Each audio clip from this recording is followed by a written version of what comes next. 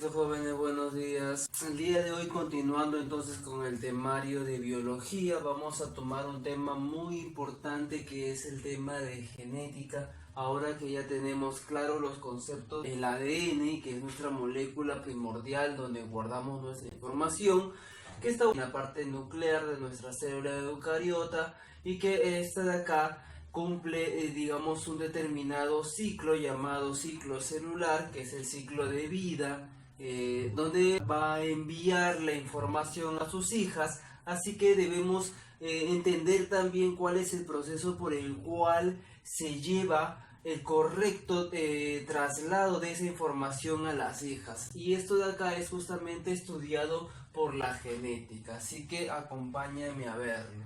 La genética es la rama de la biología que se encarga de estudiar el proceso de herencia, es decir, la transmisión de los caracteres de un ser vivo hacia su progenie. Es decir, cómo yo puedo enviar mis caracteres, como puede ser el tamaño, el color de piel, el color de cabello, entre otros, a la siguiente generación. Todo ese proceso en el cual yo voy a heredar ese carácter es estudiado por la genética y además también lo que son sus posibles alteraciones por algún factor externo, como puede ser radiación, entre otros, o quizás mutaciones espontáneas.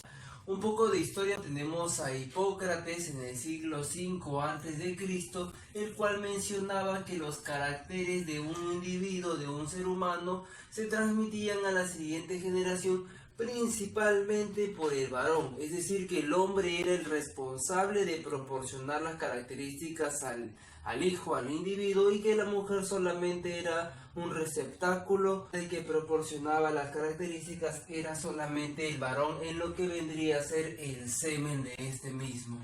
Leeuwenhoek en el siglo XVII habla ahora sobre la transmisión de caracteres por parte de ambos individuos, es decir, de la mujer y del hombre, pero menciona que creía que existían los llamados homúnculos.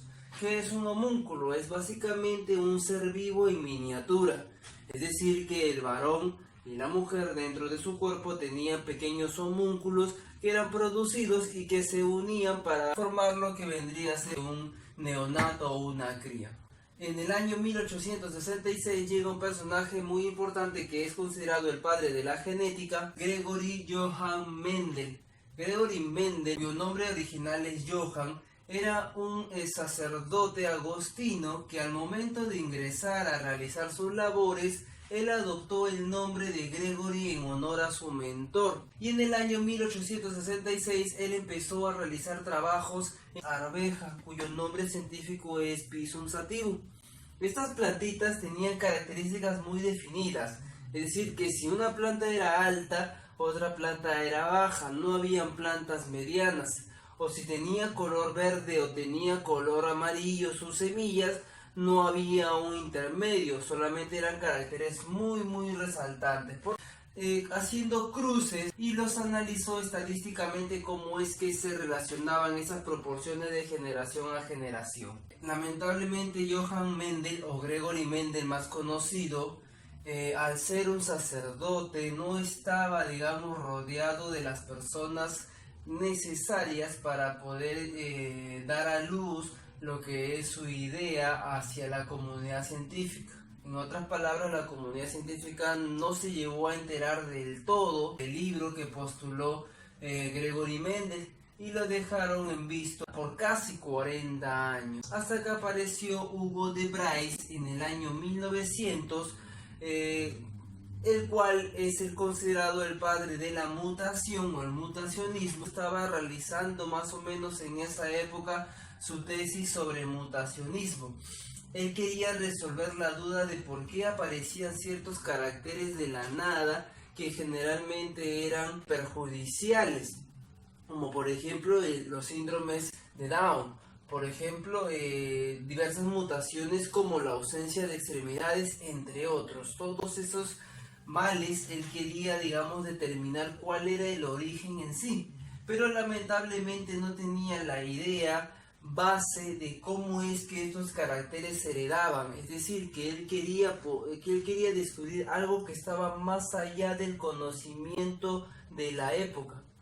Así que él se puso a investigar en la biblioteca hasta que descubrió el libro de Johann Mendel polviado, escondido en las últimas partes de la biblioteca. Lo leyó y entendió por fin cuál era el concepto, cuál es la dinámica de la herencia de los genes. Así que él tomó como base el trabajo de Mendel para poder postular su teoría y libro llamado Mutacionismo en el año 1900. Para poder continuar vamos a hablar sobre los conceptos, sobre los genes, genoma, cariotipo, alelos, entre otros, para poder entender qué es lo que hizo exactamente Mendel. Lo primero que debemos definir qué cosa es un carácter. Un carácter o un carácter llamado así son aquellos rasgos morfológicos, conductuales, entre otros, de un individuo, de un organismo. Es decir, puede ser la talla, puede ser el color, puede ser digamos algunas estructuras, si es que tiene color de piel, color de ojos, entre otros. Todas las características o rasgos morfológicos son los llamados caracteres. Ahora, estos caracteres provienen ¿de dónde? Provienen del gen.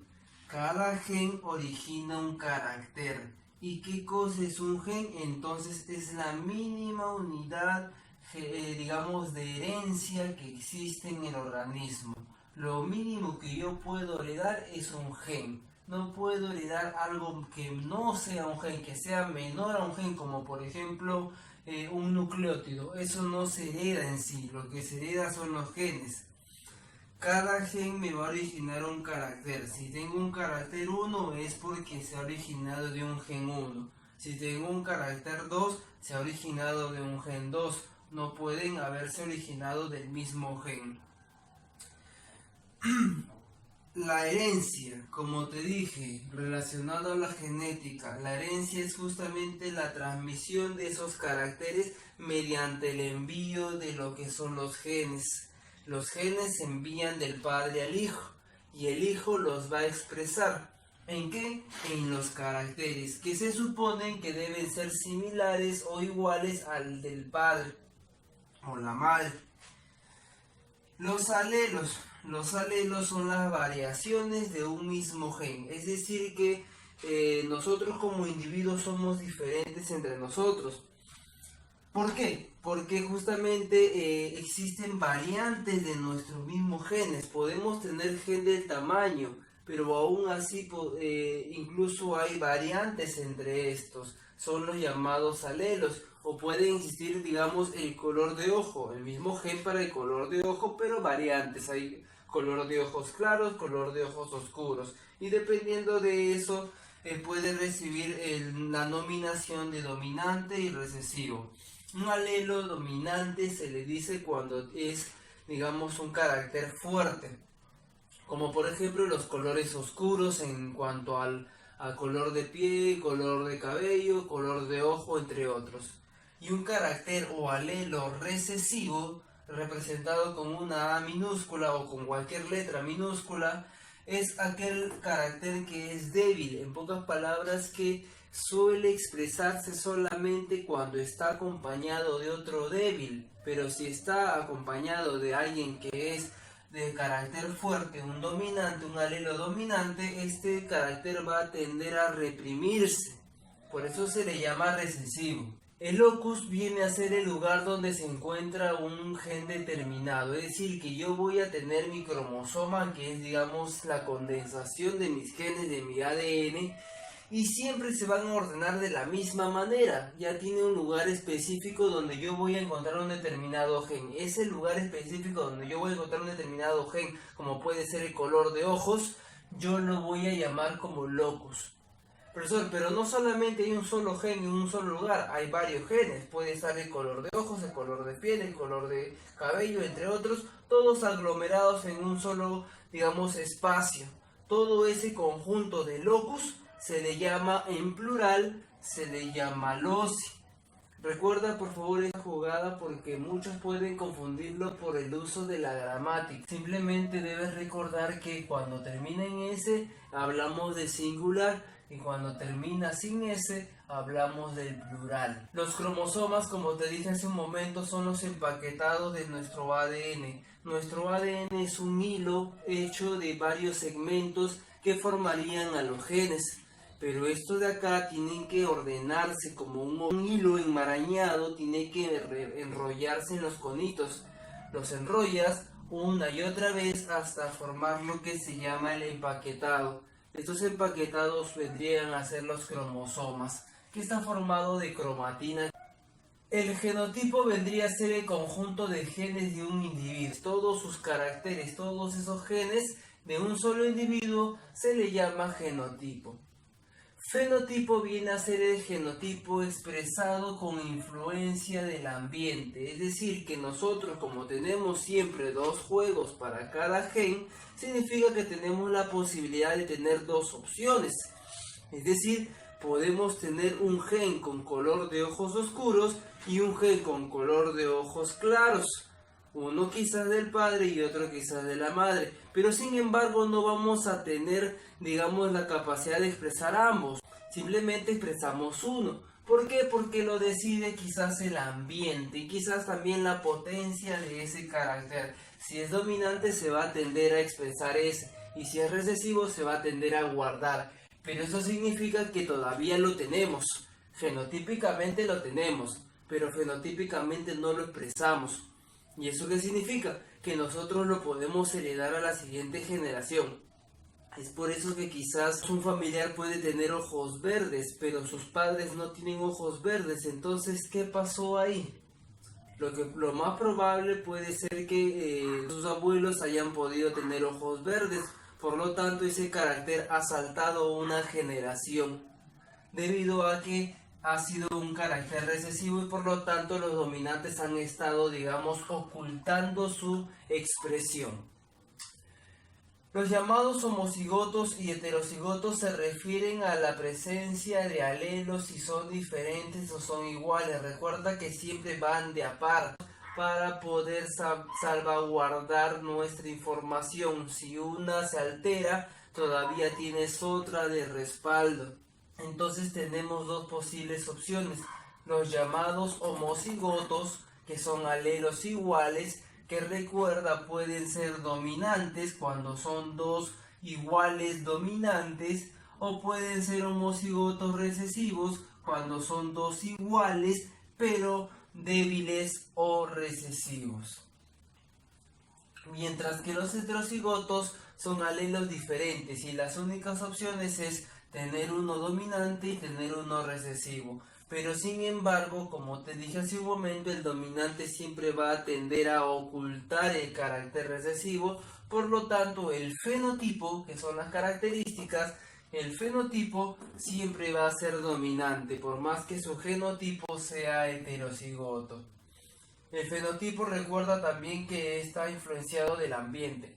Digamos, como ejemplo, pueden nacer dos niñas gemelas de piel blanca. Sin embargo, son separadas al nacer. Una es enviada al Ecuador y otra es enviada al Polo. Obviamente, la variación del ambiente va a cambiar también en la expresión de las proteínas. La que está en el Ecuador va a producir mayor melanina, por lo tanto va a ser de una tez más oscura en comparación con la niña que se ha quedado más cerca al polo, que va a tener una tez mucho más clara. Eso significa que el fenotipo viene a ser la expresión sumado al ambiente de mi genotipo. Pueden tener ambos genotipos, obviamente, son gemelas. Sin embargo, el ambiente es el que las ha hecho variar. El concepto de cariotipo es el juego cromosómico de un individuo. Como te dije, siempre se aglomera en conjuntos, en paquetes llamados cromosomas, y esos paquetes tienen duplicados, y esos duplicados y todos esos paquetes sumados viene a ser el cariotipo en una especie. Nosotros tenemos 46 cromosomas, 23 pares de cromosomas, que vendría a ser nuestro cariotipo.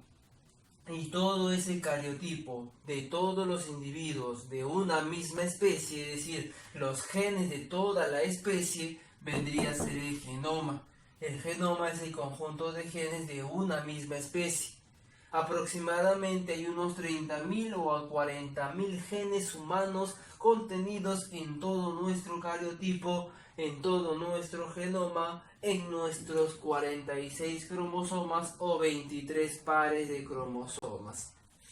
Tenemos lo que son los cromosomas llamados homólogos. Se dice cromosomas homólogos cuando son los cromosomas del mismo tipo, es decir, el mismo juego. Como te dije y te vuelvo a repetir, siempre vienen de a par, la copia extra como respaldo. Estos cromosomas homólogos pueden tener alelos, variantes de un mismo gen. Un gen, digamos, para el color de ojos, pero uno puede ser dominante y el otro puede ser recesivo. O uno puede ser dominante y el otro dominante, o uno puede ser recesivo y el otro recesivo. Esas permutaciones, esas combinaciones es lo que da la gran variabilidad de las características en nosotros. Como te dije hace un momento, la ubicación de un solo gen se le llama locus, pero si yo quiero ubicar varios genes en un solo punto, se llama loci. Y el cromosoma está hecho de cromatina, te lo dije hace un momento. Profesor, ¿y qué cosa es la cromatina? Tema que hemos visto también la semana pasada en ciclo celular. La cromatina es la suma de nuestro ADN, que es nuestra información, que es todo nuestro libro, con lo que son las histonas, que vendría a ser el enrollado, donde vamos a empaquetar, lo que nos va a ayudar a empaquetar nuestro ADN. Una vez que desglobamos este ADN y le quitamos las histonas, se va a desenmarañar, se va a desarmar y va a dejar expuesto lo que son los segmentos de ADN. Cada segmento de ADN, como te dije en un principio, viene a ser un gen, lo que equivaldría a la expresión de un carácter físico, morfológico o incluso conductual, es decir, nuestro carácter, nuestra forma de ser, entre otros, o tendencias o incluso tendencias a enfermedades también tiene mucho que ver con nuestra genética, ya que algunos son más sensibles o más predispuestos a ciertas enfermedades, como por ejemplo de tipo ambientales, que son la diabetes, entre otros. Acá, como te dije hace un momento, no puede haber combinaciones, pero recuerda lo que es genotipo y recuerda lo que es fenotipo. Genotipos son los genes que tienes y fenotipos son las características que se expresan con esos genes dependiendo si son dominantes o recesivos. Tenemos, por ejemplo, dos conejitos. Uno de ellos tiene ojos negros. Eso significa que su fenotipo es dominante. Eso sí sabemos. Todavía no sabemos cuál de las combinaciones tiene. El otro tiene ojos rojos. Por lo tanto, su fenotipo es recesivo. Y para ser recesivo, sí o sí, ambos pares deben tener siempre recesivo. Mientras que el conejo de ojos negros va a tener ahora dos opciones. Uno de los cromosomas puede tener dominante y el otro también puede ser dominante. Pero también tiene la opción de que uno sea dominante y el otro recesivo. ¿Cómo podemos resolver esto, profesor? Mediante el cruce.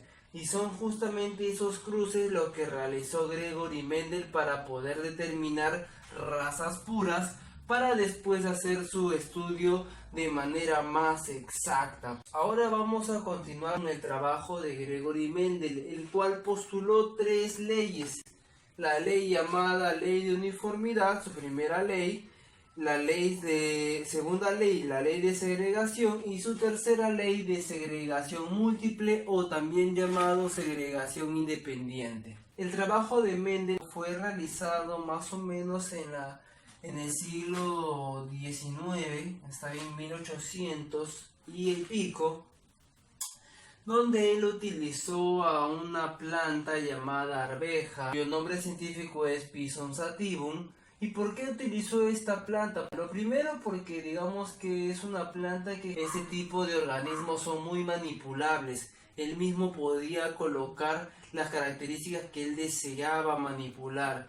simplemente cruzándolo de la manera que él quería. Él podía cortar los pistilos, los estambres, dependiendo qué plantas él quería reproducir. Ahora, otra cosa es que este tipo de organismos también da de 3 a 4 generaciones anuales, así que es lo suficientemente rápida como para que me dé resultados y no tengo que esperar mucho tiempo. Además de eso, que el Pisum sativum tenía caracteres muy fijos, muy contrastantes. Si eran altos, eran bajos, no habían medianos. Se podía hacer un correcto estudio de esto. ¿Qué caracteres fueron los que Gregory Mendel estudió? Las semillas, la vaina que protege a la semilla, la flor que presentaba la planta y el tamaño del tallo. El carácter para las semillas era tanto para el color como para la forma. La vaina era el color y la forma también, y la flor era el color y de dónde provenía el origen de su nacimiento de la flor. Y el tallo, como ya te dije hace un momento, era sobre el tamaño que éste presentaba. Y ahora tenemos dos caracteres, dominantes y recesivos. Obviamente estamos hablando del fenotipo, ya que él no podía observar el genotipo. El genotipo simplemente se calculó de manera estadística, gracias al cruce de razas puras. Primero lo que hizo él fue tratar de obtener razas puras para después generar los híbridos para poder entender la estadística de la herencia. Ahora, para el color dominante de la semilla era amarillo, mientras que el color recesivo era verde. El dominante en cuanto a la forma de la semilla era liso, mientras que el recesivo era rugoso. Así que si a ti te hablan de una semilla de Pisum sativum o arveja 100% dominante, sería una semilla totalmente lisa, redondita, lisa, de color amarillo. Y si a ti te hablan de una recesiva, estarían hablándote de una semilla rugosa, arrugada, de color verde. La vaina, que es lo que protege a las semillas, el color verde vendría a ser dominante, mientras que el amarillo es recesivo. Y digamos que la vaina un poco hinchadita vendría a ser dominante, y cuando está demasiado contraída, demasiado unida a la semilla, viene a ser el recesivo. En cuanto a la flor, el color de la flor púrpura es dominante, mientras que el blanco es recesivo. Y el origen es axial, es decir, de las yemitas, de las axilas de cada una de las ramas. Cuando nacía en las axilas, este de acá era dominante, mientras que si nacía en los terminales, es decir, en las puntas de cada rama, vendrían a ser recesivos. Y para lo que es el tallo es mucho más fácil, ya que el alto era un carácter dominante y el bajo era un carácter recesivo. Son 7 opciones de las cuales pueden permutar entre sí, que se resumieron en sus 3 leyes. La primera ley, la ley de uniformidad. Aquí yo voy a cruzar a 2 razas puras. Una vez que él obtuvo las razas puras, supo que uno era 100% puro en todas sus características y el otro era 100% puro en las características opuestas o recesivas. Así que lo que hizo fue juntar 2 homocigotos, lo cual me iba a originar una primera filial, una primera familia, que vendría a ser la F1. Él cruzó, digamos, como ejemplo más general para que sea mucho más entendible. No vamos a utilizar al Pisum sativum, ya que sería muy confuso quizás para ti. Vamos a utilizar un carácter que ya estamos viendo desde hace un momento, el color de ojo de los conejos. Digamos que cruzamos un conejo de ojos negros 100% puro, raza pura, 100% homocigoto, combinado con un conejo de ojos rojos de carácter recesivo 100% homocigoto, raza pura, los cuales los voy a cruzar en una tabla de Punnett. Al momento de hacer el cruce, las A mayúsculas van a ser combinadas con las A minúsculas en todos los posibles hijos que puedan tener, ya que recuerda que como son 2 y 2, pueden tener como mínimo, para poder hacer un estadístico adecuado, 4 hijos. Menos de 4 no pueden tener para realizar un correcto cálculo. Ahora, al momento de hacer el cálculo estadístico me doy cuenta que, hablando de genes, es decir, de A mayúscula o A minúscula, yo tengo un 100% combinados, es decir, heterocigotos. Y si hablamos del fenotipo, es decir, la característica que se expresa, que sería ojos negros en este caso, o ojos rojos también, vemos que el 100% son de ojos negros, es decir, que son de carácter dominante. Pero profesor, pero también tienen de recesivo, pero no lo van a expresar. ¿Por qué? Porque están acompañados de un dominante, y solamente basta con que estén acompañadas de un dominante para que el recesivo se oculte y el dominante se exprese. Otra manera de combinarlo es mediante la propiedad distributiva. Aquí te lo he colocado con colores, pero lo puedes reemplazar con letras también. Si yo tengo dos A mayúsculas y los combino con dos A minúsculas, por propiedad distributiva yo me voy a dar cuenta que mi primer hijo va a nacer A mayúscula minúscula. Mi segundo hijo también nace de la misma manera, A mayúscula minúscula. Mi tercer hijo también, también, si tú realizas la combinación lo vas a verificar, nace de la misma manera. Y el cuarto hijo también nace de la misma manera. Sea como sea por tabla de Punnett o sea por propiedad distributiva, yo me voy a dar cuenta que todos me salen de la misma manera, combinados, es decir, heterocigotos, pero siempre dominantes. La segunda ley, o también llamada ley de segregación, me dice ahora que voy a cruzar dos heterocigotos. Profesor, ¿y de dónde voy a sacar esos dos heterocigotos? ¿Cómo puedo estar seguro de que son heterocigotos al 100%? Porque se sacan de la F1. Una vez que ya tengo heterocigotos, yo puedo determinar que esa F1 voy a obtener sí o sí heterocigotos. Ahora, esto de acá me va a originar lo que es la F2, la filial 2. Al igual que hace un momento, yo puedo determinarlo por ley distributiva o por, digamos, tabla de Punnett. Los resultados van a ser lo mismo. Si te das cuenta, verificas acá, podemos avanzarlo de frente. Tenemos un ojo negro con un ojo rojo, un ojo negro y ojo rojo. Estamos hablando del fenotipo, no te digo que tengan esos. Digamos, alelo A mayúscula, alelo A minúscula, alelo A mayúscula, alelo A minúscula para cada uno de ellos. Hacer la combinación por propiedad distributiva, te vas a dar cuenta que me resulta de esta manera. Lo podemos ver, digamos, más fácilmente en la tabla de Punnett. Mira, tengo una mayúscula, una minúscula para el macho y una mayúscula, una minúscula para la hembra. En realidad de la posición del macho y la hembra no importa, aunque en realidad normalmente suelen colocar al macho en la parte superior y a la hembra en la parte, digamos, inferior, o más precisamente en el lado izquierdo.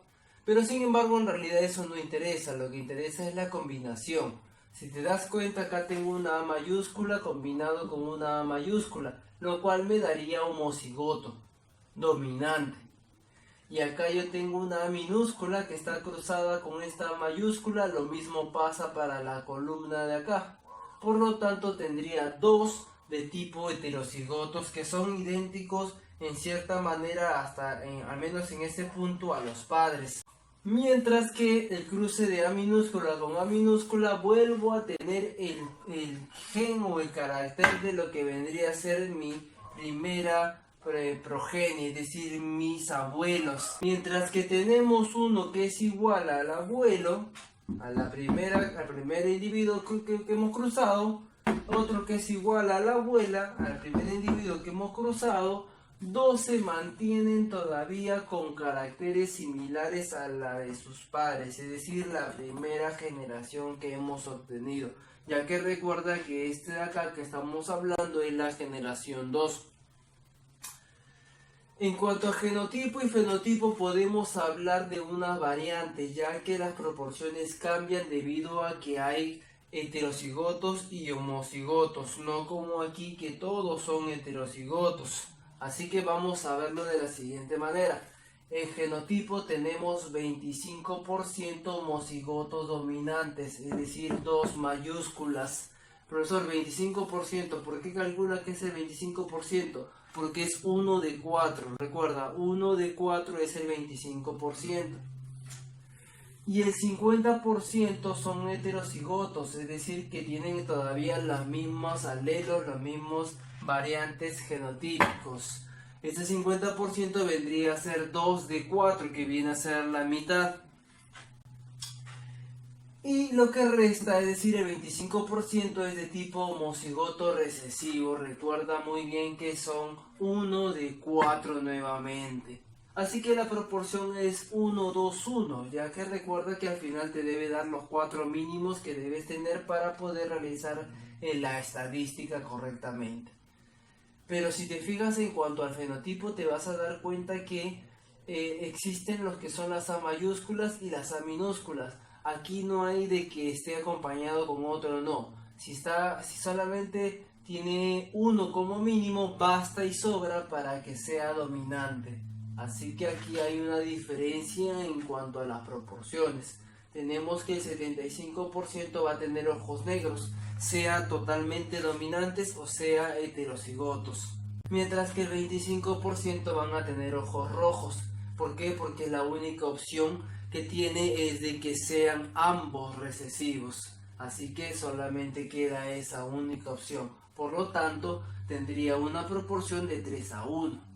Mendel trabajó hasta ahí con caracteres de arveja, digamos de uno en uno, un carácter, digamos el tamaño, entre otras cosas. Nosotros estamos trabajando con el color de ojos del conejo. Sin embargo, esos no son los únicos caracteres que puede tener un organismo. Si nosotros deseamos, podemos calcularlo para 2, 3, 4, 5, 6, 7 caracteres. Pero lamentablemente el trabajo de 7 caracteres o incluso solamente de 2 caracteres es demasiado arduo, ya que la tabla crecería. Mientras que aquí estamos hablando de un carácter el cual me originan 4 crías, ¿saben? Porque son 2, 2, 2. Cuando hablamos de 2 caracteres, vamos a duplicar lo que sería 4. Y esos 4 tienen que hacer un cruce de 4 por 4. Por lo tanto, saldrían 16 hijos como mínimo para realizar un buen estadístico. Lo cual sería un trabajo arduo y muchas veces confuso con, digamos, posibles errores. Así que existe una manera un poco más sencilla de calcularlo, que es, digamos, de la manera distributiva. La más sencilla, al menos para la tercera ley, que es un poco más confusa, es la de distributiva, más no la tabla de Punnett, porque puede ser muy confuso, ya que vas a utilizar 2 A's y 2 B's de tipo mayúscula y de tipo minúscula, así que ahí puede haber un cruce que quizás te pueda confundir en tu examen. La tercera ley, como dice acá, une a la primera y a la segunda ley, pero para más de un carácter. Es decir, que vamos a utilizar la misma idea de la ley número 1 con la ley número 2, la ley de uniformidad con la ley de segregación, para lo que son 2 caracteres. Te voy a presentar entonces el ejemplo para que me puedas entender esta dinámica. Tenemos 2 caracteres para el color y para el tamaño. Tenemos el color negro y el color blanco. A mayúscula para negro, A minúscula para blanco. Tenemos el tamaño, alto y bajo. Alto B mayúscula, bajo B minúscula. Lo que voy a hacer es lo siguiente, voy a obtener una raza pura para los 2 caracteres, es decir, un negro alto y un blanco bajo, 100% negro, 100% alto en cuanto a genética, y un blanco 100% genéticamente hablando, y que sea bajo 100%, pues no, genéticamente hablando. Voy a hacer un cruce, digamos que se cruza un negro alto con un blanco bajo. Entonces lo que debo hacer es, como su nombre lo dice, segregar, es decir, separar cada carácter. Voy a separar los caracteres que son las A, lo que vendría a ser el color, hacia un lado, y voy a separar lo que son las B, que vendrían a ser el tamaño, para otro lado, y los voy a trabajar por separado. Una vez que termino, al momento de trabajarlas por separado, me voy a dar cuenta que este juego de acá o esta combinación es similar a lo que vendría a ser la primera ley. Voy a cruzar un dominante con un recesivo de razas puras. Entonces, obviamente mis crías me van a salir iguales a lo que vendría a ser la primera ley de uniformidad. Todas me salen heterocigotos.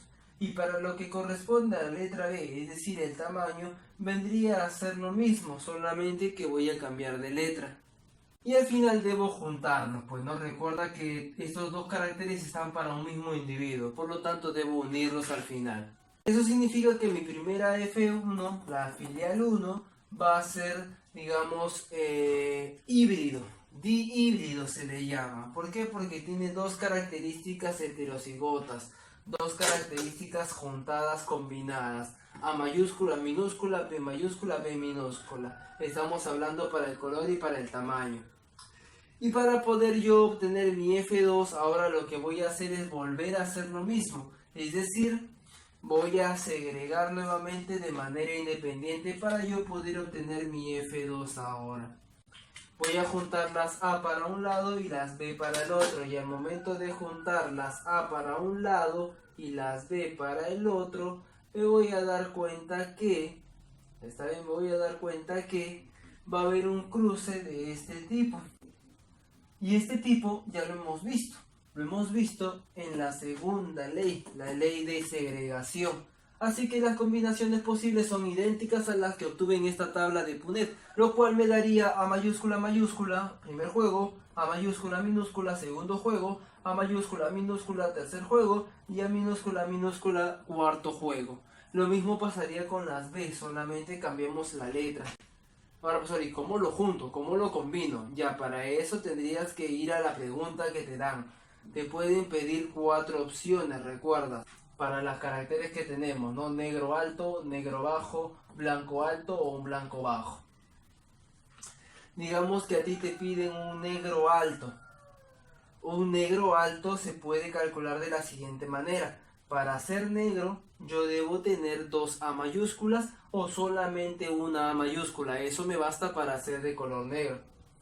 Y para ser alto lo mismo. Tengo que tener las 2 B mayúsculas o solamente me basta con una B mayúscula. Las voy a contar y las voy a dividir sobre el total. Es decir, ¿cuántos negros habrían en este juego? En esta tanda. Habría 1, 2 y 3. Este no, porque no tiene A mayúscula. Serían 3 de 4. 3 de 4 negros. Mientras que para el B, es decir, para el tamaño alto, sería 1, 2, 3, también de 4. Por lo tanto, sería 3 cuartos al igual que negro. Y para poder hallar el total, simplemente es una multiplicación de 3 cuartos por 3 cuartos, lo cual me daría 9 sobre 16. Significa que 9 hijos de mis 16 hijos nacerían negros altos en esta combinación para llegar a mi F2. Ahora, si me piden negro bajo, sería un negro A mayúscula los dos o una sola A mayúscula. Mientras que para que sea bajo, sí o sí tiene que tener ambos B minúscula. No pueden ser con una B mayúscula. ¿Por qué? Porque bastaría con eso para que sea alto. Ahora, para ser negro, como te dije hace un momento, son 3 de 4.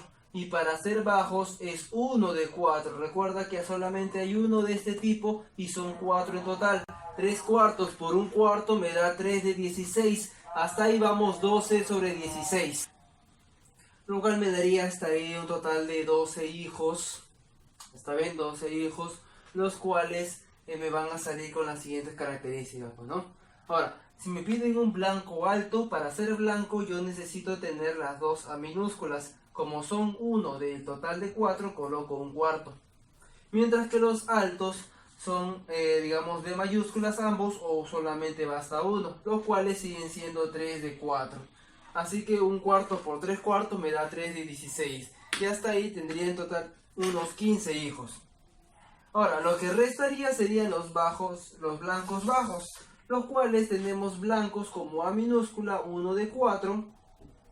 Mientras que para ser bajo también es B minúsculas los dos 1 de 4, pues, ¿no? El total siempre tiene que colocarse abajo. Y al multiplicarlo me da 1 de 16. Y si te das cuenta, 9, 3, 3, 1 me da en total 16. Y justamente la proporción que siempre debe haber en este tipo de, digamos, cálculo es de 9, 3, 3 y 1. Esa es la proporción en la combinación o el cruce de individuos dihíbridos, se le llama así. ¿Está bien? Cuando tiene dos caracteres diferentes. Si tú cruzas dos caracteres diferentes, me va a dar origen de una proporción de 9, 3, 3, 1 siempre.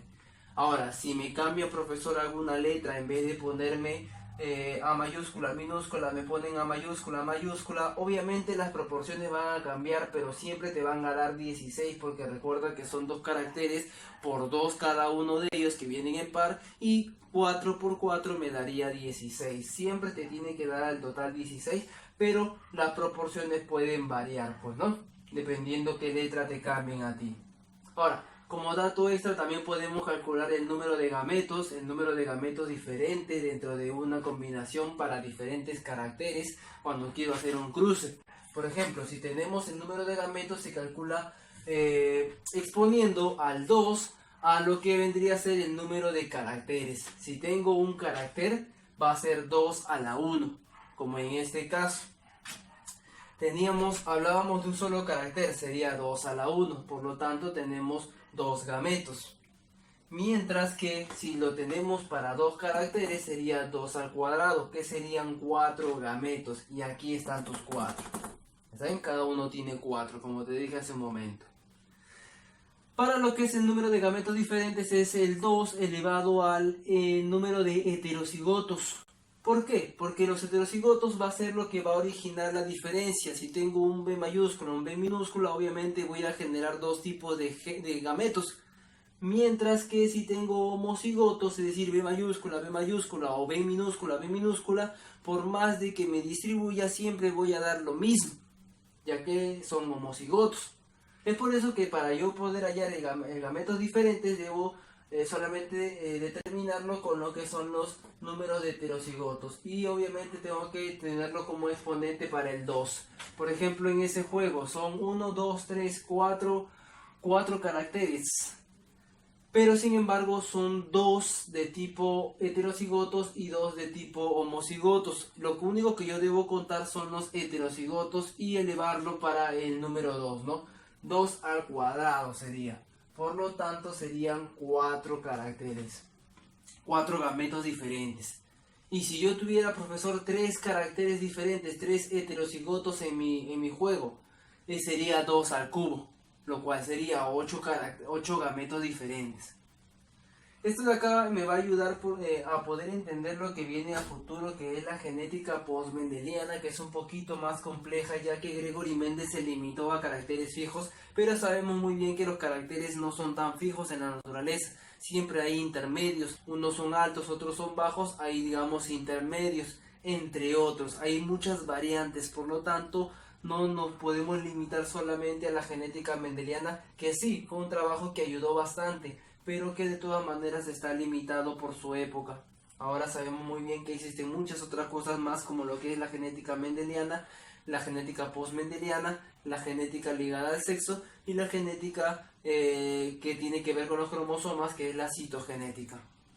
Y bien, jóvenes, entonces hemos terminado con el tema del día de hoy. Espero que les haya gustado el tema. Si tienen alguna duda, por favor háganmelo saber y nos vemos en una próxima oportunidad.